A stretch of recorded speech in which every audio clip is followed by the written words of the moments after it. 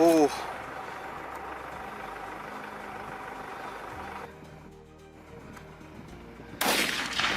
düştü.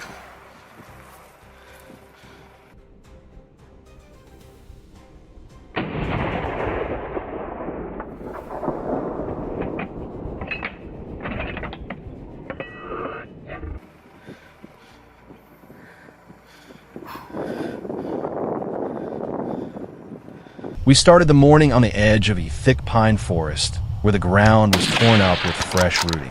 The locals had warned us that a whole group had been pushing closer every night, raiding fields and tearing up gardens. It didn't take long before the dogs caught the trail, barking sharp, driving deep into the timber. Suddenly, the silence snapped and a boar broke cover, charging across a clearing. The shot was quick, steady, and true. The dogs circled back, pushing another smaller one toward us, and within minutes we had two down.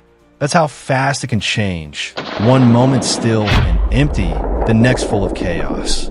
What's the fastest double you've ever had in a hunt? Let me know down below. And if you're into these kinds of stories, make sure you subscribe for more.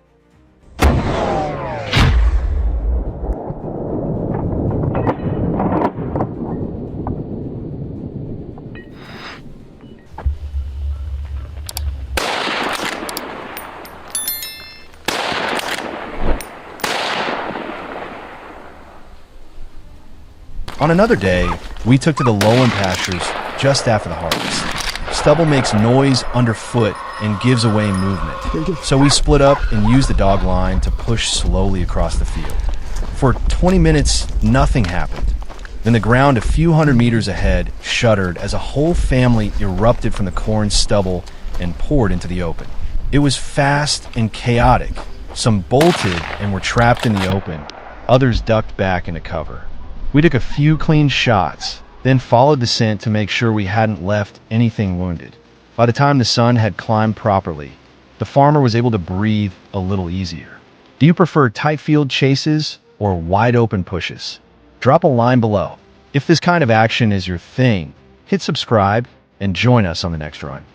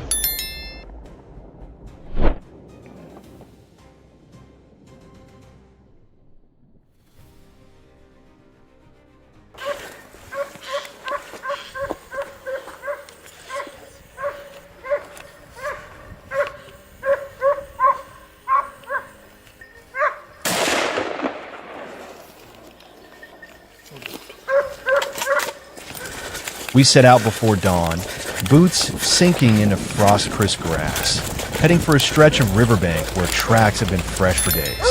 The river cut a ribbon of silver through the valley, and as the light rose, we could see where wallows had been churned up and where boars had slipped in and out. The dogs nosed along the edge, suddenly alert, and then the first shape burst into view, massive, dark, moving with purpose. The shots rang out, and the river answered with splashes as animals tried to flee through the current. We hauled one ashore, checked it, and kept going. The rest had melted into the trees. Have you ever had a river hunt go exactly as planned? Or did the water always throw you a curveball? Tell me in the comments. If you like these kinds of real field stories, subscribe so you don't miss the next one.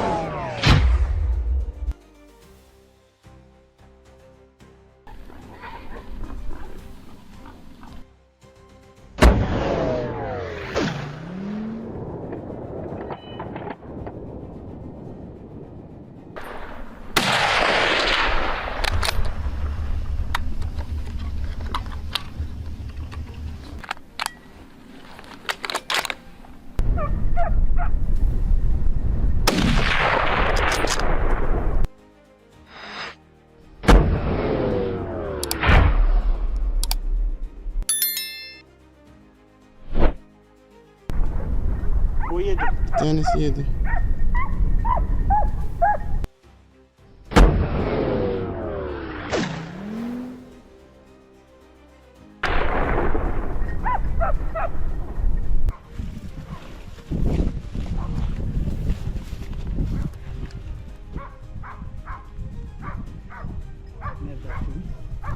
Arada. Tamam.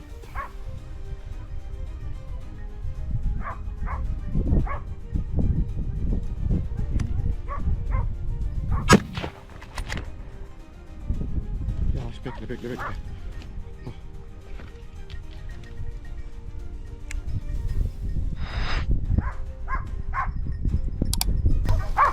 Arada. Tamam.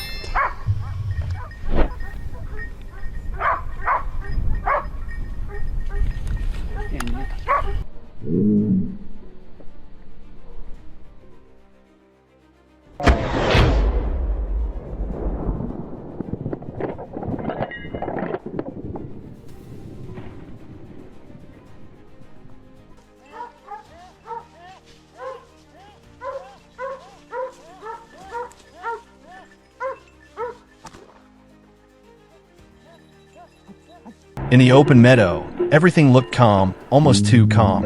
We set up at the edge, waiting. Then the ground seemed to shake. One by one, dark shapes appeared. First 5, then 10, then more. A whole herd poured into the field. My pulse raced as we opened fire. Shots cracked, dogs barked, and the meadow turned into chaos. We managed to drop several, but the rest scattered into the woods. It felt like a battlefield. Do you think it's harder to hunt in open spaces or deep forests? Let me know below. And if you want to join us on every hunt, don't forget to subscribe.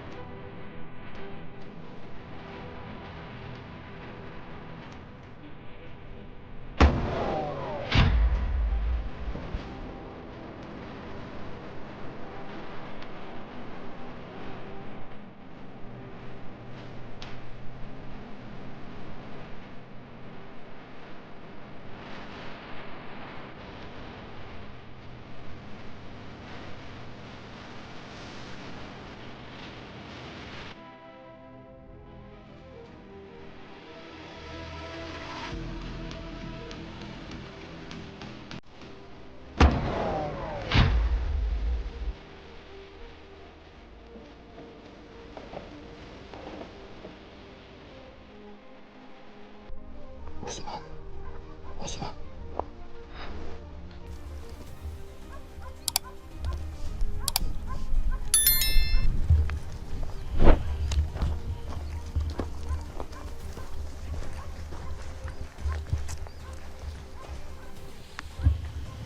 Hasan yavaş.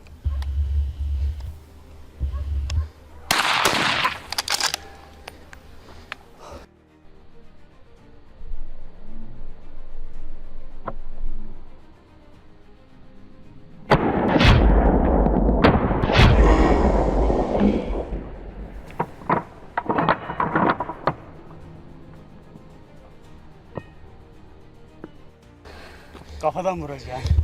Gövdeden değil.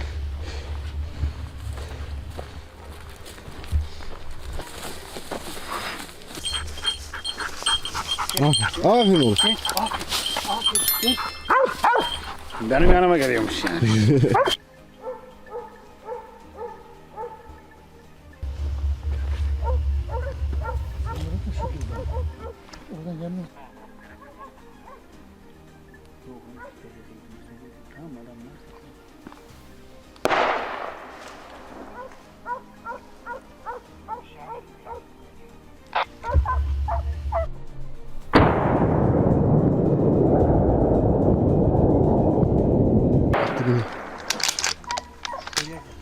The morning mist still clung to the trees as we entered the hunting grounds. Every step echoed on the damp soil, and the silence was heavy, almost unnatural. The dogs picked up the scent quickly, their bodies tense, tails high. Then, from deep within the brush, a sound broke the stillness, the guttural grunt of a wild boar. Seconds later, the undergrowth shook violently, and the first beast came charging. Its speed was shocking, its power undeniable, but we were ready. The rifles fired, the echoes bounced across the forest, and the hunt began with raw intensity. What would you do in that moment? Stand your ground or retreat? Drop your thoughts in the comments. And don't forget, subscribing helps us bring you more of these thrilling hunts.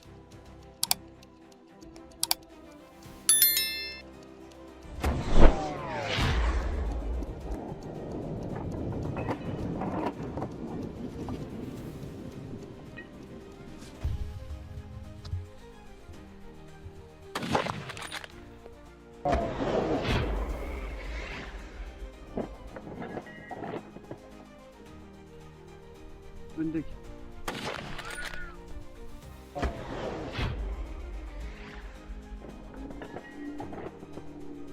Arkadaki. Yol.